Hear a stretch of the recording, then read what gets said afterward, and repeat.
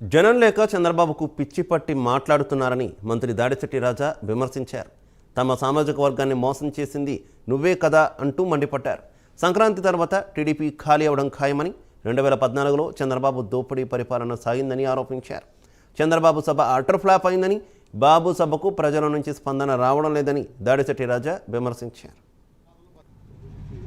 నా గురించి మాట్లాడుతున్నావు, నా భూముల గురించి నువ్వు మాట్లాడుతున్నావు. 1975లోనే నా భూమి 10 ఎకరాల్లో మా గ్రామంలో పేద ప్రజలకి పంచిపెట్టడం జరిగింది. 1975లోనే. 75కి నేను ఇంకా పుట్టలేదు. మా తండ్రులు తాతలు పంచిపెట్టడం జరిగింది. అప్పుడు నీ పొజిషన్ ఏంటో చెప్పనా? చంద్రబాబు నాయుడు తిరుపతి బస్ స్టాండ్లో జేబులు కొట్టుకునేవాడు నువ్వు. అది నేనన్న మాట కాదు, నాదెండ్ల భాస్కర్రావు. ఎవరో గుర్తుందా? నాదెండ్ల భాస్కర్రావు ఈ రాష్ట్రంలో తెలుగుదేశం పార్టీ అధ్యక్షుడు ఎన్టీ రామారావుని దారుణంగా వెన్నుపోటు పొడిచింది ఇద్దరు. ఒకడు నాదెండ్ల భాస్కర్రావు, రెండోవాడు నువ్వు. మొదటోడు ప్రభుత్వాన్ని మాత్రమే లాక్కున్నాడు. నువ్వైతే ప్రభుత్వాన్ని, పార్టీని కూడా వెన్నుపోటు పొడిచి లాక్కున్నావు నువ్వు ఎన్టీ రామారావు దగ్గర.